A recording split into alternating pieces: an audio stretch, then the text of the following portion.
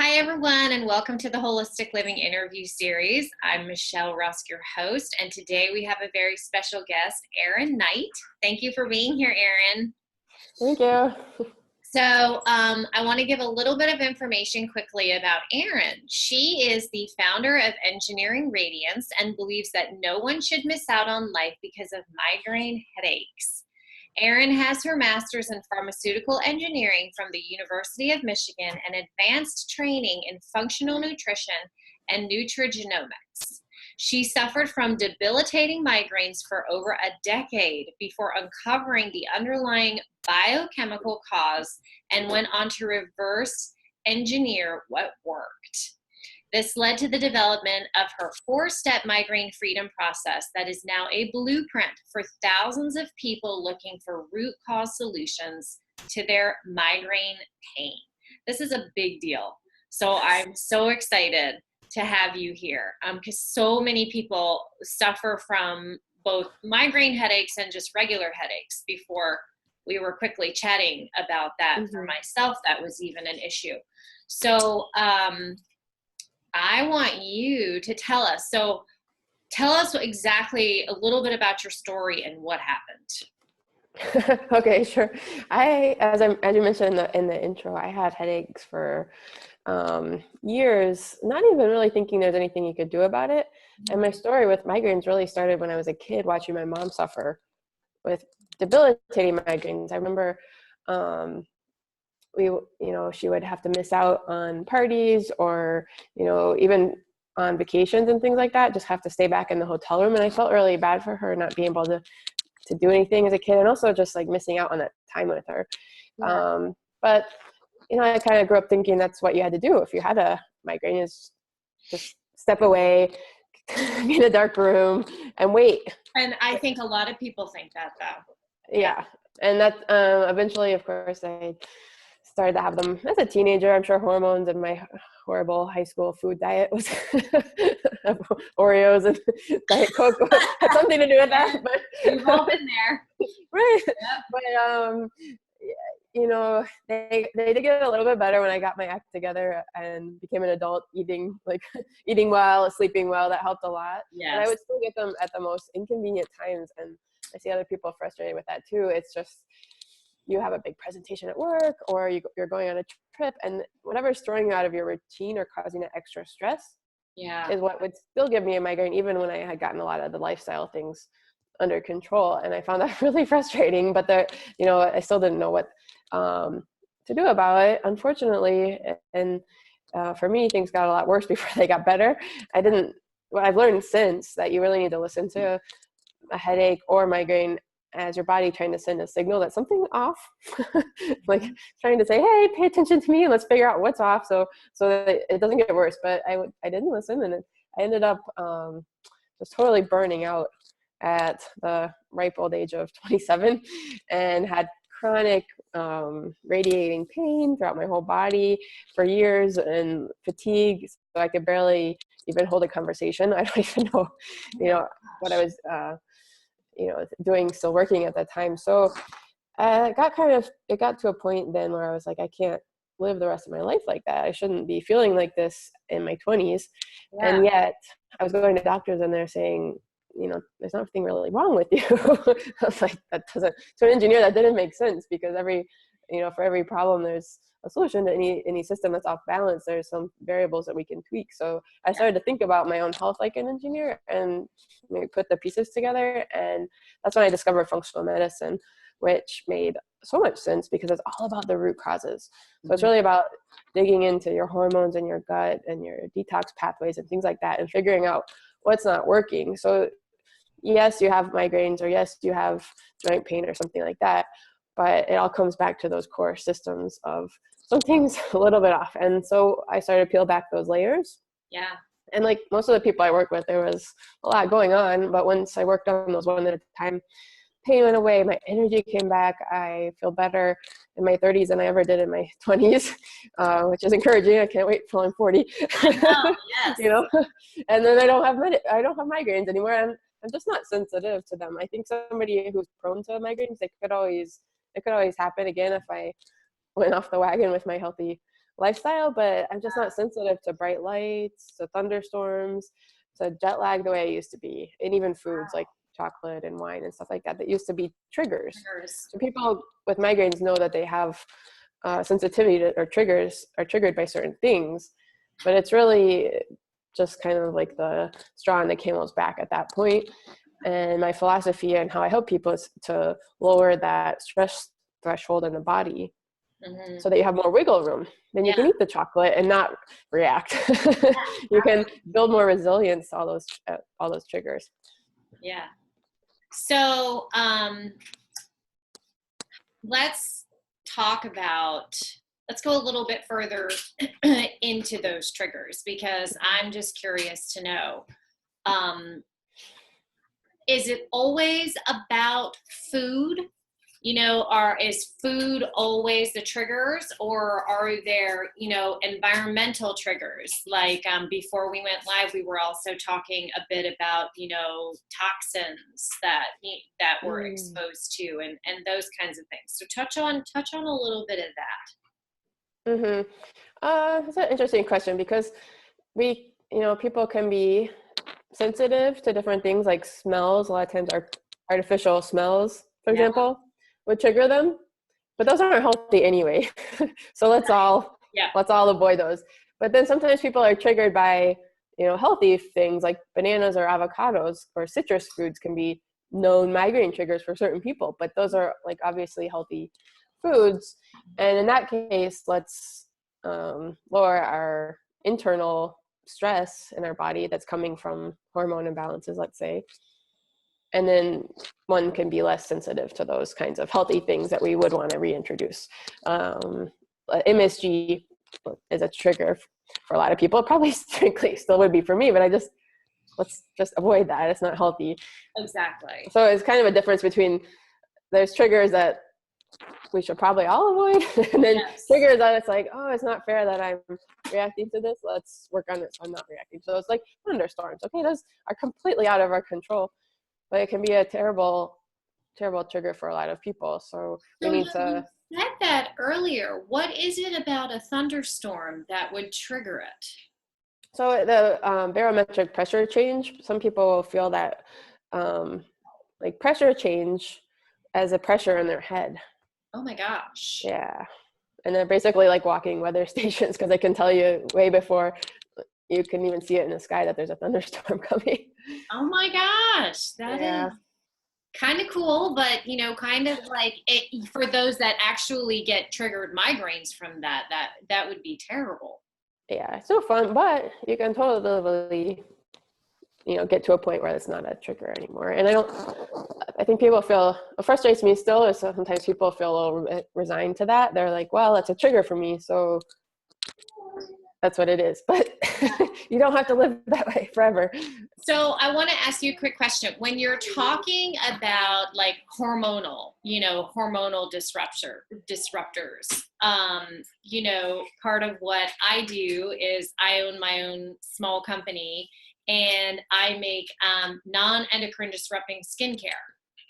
So when we're talking about skincare, that's probably a big deal for those that are, suffering from migraines, because, those endocrine disruptors can get in there. Exactly. Go ahead. Would that be something definitely to consider? Absolutely. So taking out like sources of toxins and the way we store our food, the foods we eat, pesticides, skincare, household cleaning, all those things. None of them are like the magic bullet, like, okay, I'm going to change my skincare and then tomorrow I'm not going to get migraines anymore. Right. But it's really important still as one step to, reducing the stress because of hormones. Yes. And then also just because of the toxic load that your body has to they're just all tied together. Yeah. Mm-hmm. Where would you say, because you make a really good point, it's not, I think one thing about transitioning into a holistic lifestyle is not about, one of the reasons I'm doing this is to lower the overwhelm load. I think that a lot of people feel, because when they're coming into functional medicine or learning about it or coming, they know they want to get rid of the chemicals, but they're kind of like, I just need a good starting point. I just need a good place to begin. So for somebody that might be suffering from, these severe migraine headaches, where normally do you kind of point them? What direction do you normally point them in? Well, I like the way you phrase that because it can be overwhelming, and there's a lot of ways to improve our situation. Yeah. So actually, when somebody comes to me, I ask them to rank on our like force rank, like 1 to 5, which is the easiest for you, which is the most stressful for you, between sleep, having some fun and rest, food, and different things. And we're gonna start wherever actually seems easiest to you, because let's get some momentum and make some quick wins. There's no reason to start with the hardest one that you have some kind of mental block around. Let's get some progress. And we can, people see a difference from all kinds of things, and you don't have to do everything at once. So just start wherever you are ready to start. And that might be cleaning up your household products and your skincare, or it might be, food, balancing your foods. Yeah. Exactly. Talk about quickly nutrigenomics. What is it? Yeah, what is that? So it's looking at ways to like optimize your gene expression. So we all have genes that we're born with, but they don't necessarily express or mean that something bad is going to happen unless the environmental conditions are such that you'd have that effect. So, for example, I have genetics that mean I don't necessarily detox very well. I also don't process. I have the MTHFR gene, which some people, or gene defect, if you will, that a lot of people have heard of, and that means like I can't process synthetic B vitamins, and I didn't know that until I tested, and I think that might have had some contributor to my migraines and to my fatigue and things like that. Because after I switched to the more active bioactive forms of B vitamins, I had a lot more energy, and I had did some other things to improve my detox, but I'm naturally not very efficient at processing things, whereas some people can live in a toxic environment and be totally fine, but others of us suffer more. And it's been kind of a struggle. But if you can look at your gene patterns, you can find out those things and then just support it. You don't have to say, just because I have these genes, I have to get this disease or that disease. Right.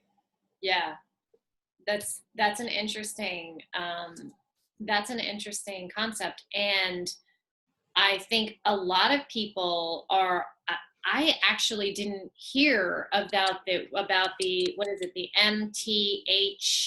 MTHFR gene mutation until not so long ago.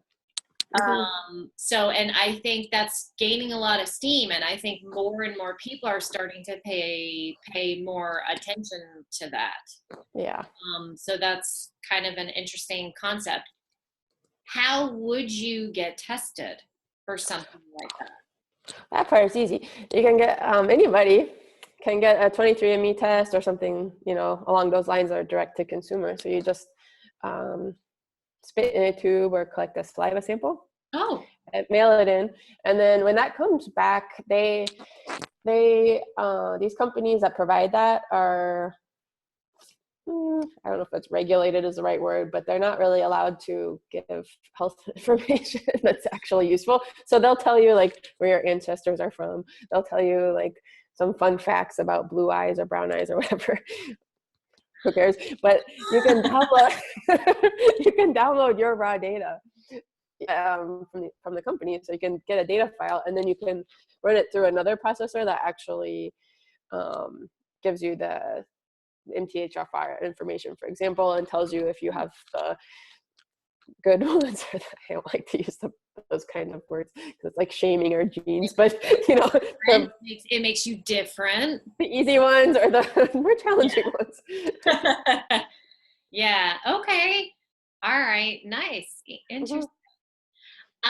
Okay. So you have a 4-step migraine freedom process. Talk about that a little bit, because I'm even curious to know. Like I said, I have some friends that, you know, they really suffer from migraines. So let me know about what is this 4-step process all about. Well, as an engineer, I like to be systematic about things. So kind of take people through through a certain process. Everybody's different, and everybody will end up, you know, coming, you know, if different things come to the surface are important, but we still go through the same general framework, which is dream, dive, heal, and thrive. So dreaming is really about getting clear that it is possible to live without migraines, because that was such a hurdle for me to even know that it was an option. And I think for a lot of people it is. They've been to so many doctors, they're just looking for some relief. But to really pursue this and to change your lifestyle, you have to know that at the other end of it, you can live without migraines at all, and you can live the way you want to live, travel, you know, not have to step out and live life on the sidelines all the time, all those kinds of And things. you're So, living proof. yeah. You know, for anybody that might be doubting this process, especially if you are in the throes of suffering from it, she is totally living proof. So, yeah. That's true. I used to I traveled a lot as a kid, and then I put all my traveling on hold for years and years because, you know, not knowing, well, jet lag was bad, and then like not knowing when you could eat or what you could eat, and those kind of things would always be like so stressful. I wouldn't travel. And now, like, I'm in Berlin right now, and I'm going to Amsterdam next week, and like I'm just doing whatever I want to do, and that kind of freedom is invaluable. And that's what really prompted me to name the program Migraine Freedom Program, because yes, you're free of migraines, but you're also free to have a life and not be scared of triggers and feel restricted all of the time. Because a lot of people are walking around on really restricted diets. Maybe they're avoiding histamines, or they're avoiding avocados again, or cheese and chocolate, and don't live that right. So dream, and then dive is exciting. That is when we look at lab data and figure out what the root causes are. So we can run, let's say, if we want to look at hormones, which is a really common issue for men and women, we can look at a test called the Dutch hormone test, which gives us how your body's metabolizing different hormones. And from that information, we don't just see the levels, because we're not about like replacing hormones and things like that. We're really about figuring out like why they're off, and why they're maybe going down the wrong chute. Maybe there's some, they can see if it's endocrine disruptors are to blame, for example, or you can see if you need to support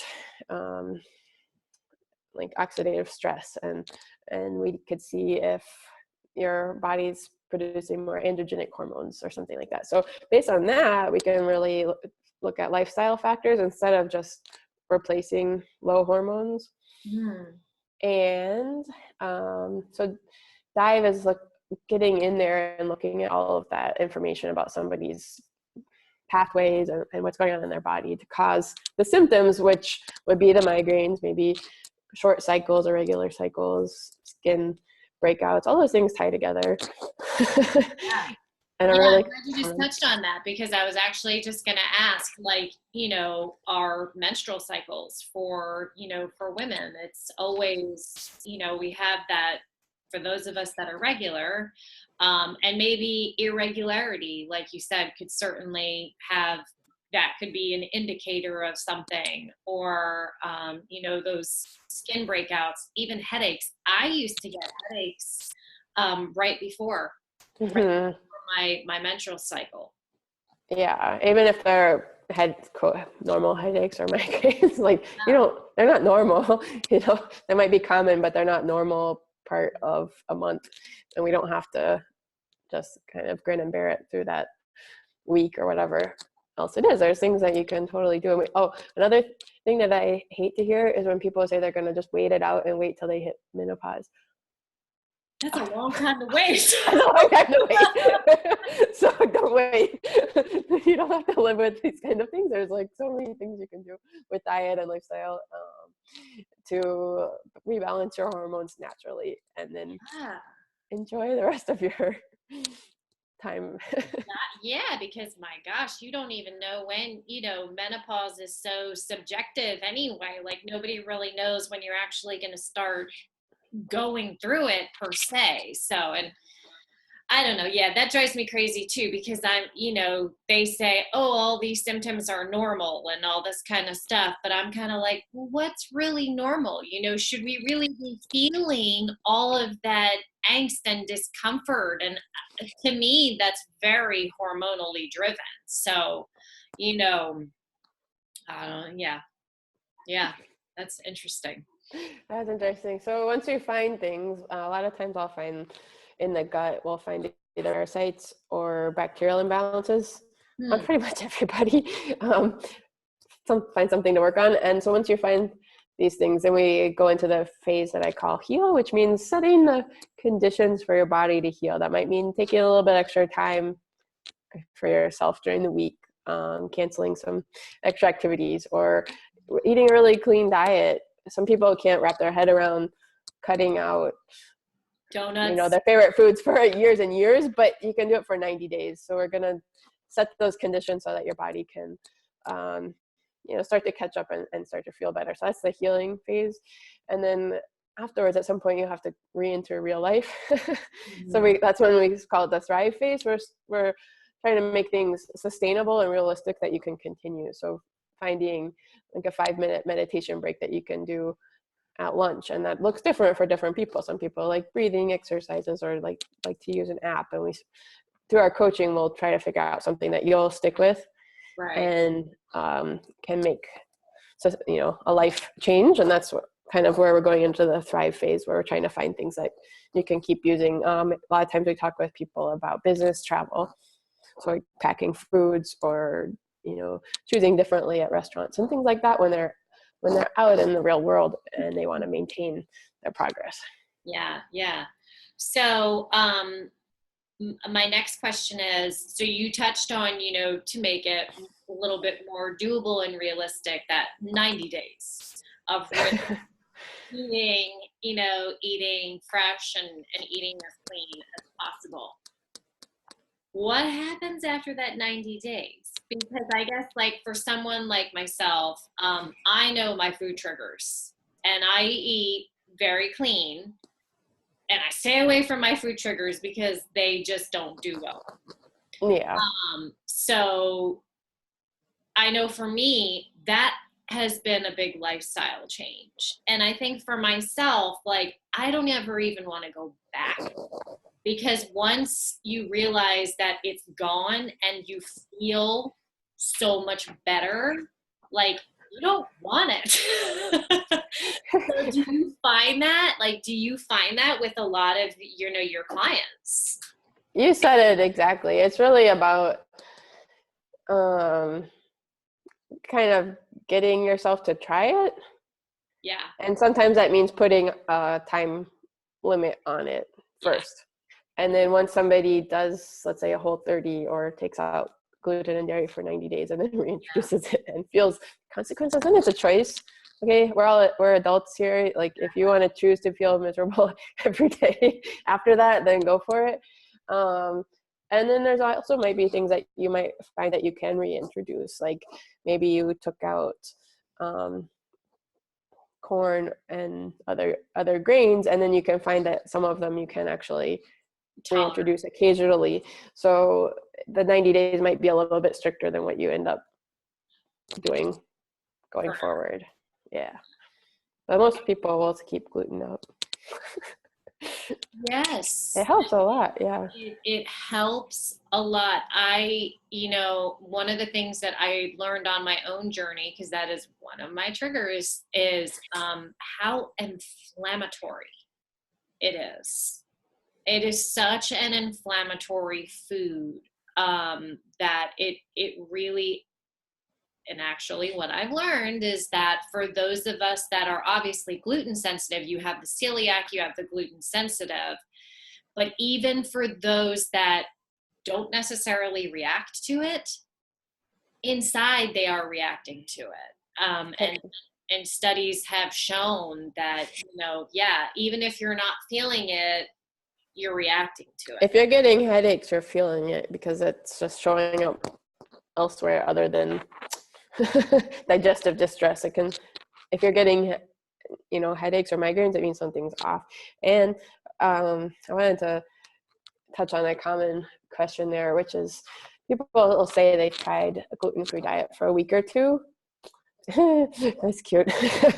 Okay, that's not enough to feel a difference. It really needs to be 100% for at least 90 days to even be able to calm down the inflammation enough to feel the difference. So if you've tried it even a month or you've tried reducing it, I'm sorry, but let's try it again, because you want to give it a fair shot. And from, even if, let's say in a month you only had it one time, you haven't given it a fair shot, because that is so, for a lot of people, it can be so inflammatory that it takes a long time to calm everything down and really feel different. So I just will add that public service announcement right there. Yes, and I'm glad that you did, because I can personally vouch on my own journey of taking gluten out.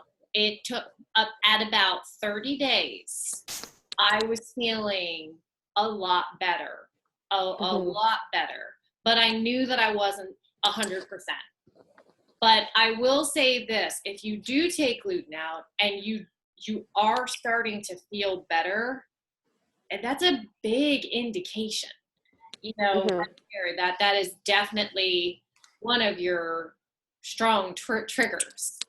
So, I mean, that was one of the ways that I knew. I mean, I was able to come off of, I had chronic hives.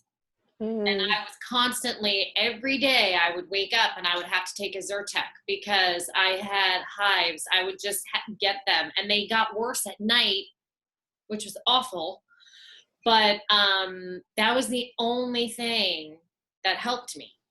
And one day, after having had no gluten for a while, I just decided, you know what, I'm not going to take my Zyrtec today, and I'm going to see what happens.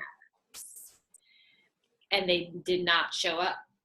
They never showed up. So for me, I knew from that point forward, I was like, whoa, that's huge. Because I had, like, literally for an entire year plus, I couldn't come off the Zyrtec because I was just breaking out in hives. It was terrible. It was awful. So yeah. It can make a big difference. And I mean, sometimes people think, oh, it's such a big lifestyle change, or it's going to be so hard. But think of what's it doing to your body to have to take Zyrtec and suppress that, immune response every day. Like, something's a little bit off with that. And isn't it wonderful that we can do something simple as change what we eat and have that big of an effect on how we feel? I think that's, like, fantastic. It is. And I don't know if everybody, if it doesn't resonate with anybody, it really should, because not only did my hives go away, but I had a huge gamut of symptoms, like, like you. And all of my symptoms, like, I was having numbness and tingling in my hands and my feet. I was having, almost like an autoimmune response. Like, for the way that I look at it is, and I went to doctor to doctor to doctor. They did all their tests. Everybody was telling me, oh, you're fine. Basically saying you're nuts. And I knew that I wasn't. But like, numbness and tingling in my hands and feet. I was having bad joint pain. My skin was a mess. My skin was a wreck. It was just one thing after another, brain fog, fatigue. I mean, you moody, depressed, like, I had it all. Yeah, clearly. So, and maybe, did you have GI symptoms or not necessarily? Not necessarily. I did not. I was not the classic, I did not have that classic gluten response. I sure So that's I'm glad you mentioned that, because that's a really important point to hit home with. Yeah. Well, hopefully somebody's listening and inspired to try it. I hope so. Give it another shot. Yeah, exactly. Did we hit on all four? Did we hear? Yes. Yeah. That's the 4. Awesome. Awesome. Well, this has been so fun and so enlightening, and I'm so glad that you are sharing all this information. If you guys want more information about Erin, you can go to www.engineeringgradients.com, and you can find Erin there. So I'll let you take it from there, Erin. Any last words that you want to share with everybody? Well, I hope it inspired people to think a little bit differently. I know a lot of people with migraines have been to a lot of specialists and a lot of doctors and even tried a lot of holistic things sometimes and feel like they're just nothing left. But pretty much everybody I've talked to is in that boat, and yet we are just scratching the surface once we start looking at the real underlying issues in their gut and hormones and things like that. And then they're like, oh, okay, finally there's some answers about why I'm feeling this way. So hope this gives some people some hope. And if you need relief options, we didn't really get into relief, natural relief, which is, probably also relevant. There's a lot of free videos and free information on my website. So I hope somebody else, will stop by and look that up if they're interested in like what you can do in the meantime while you are working on all of these healthy lifestyle changes and things like that. There's definitely things that you can do to take some of the pain down or take some of the pressure away and things like that. Wonderful. Wonderful. Well, thank you everybody for joining, and we will see you next time. Thank you, Erin. My pleasure. Thanks for talking.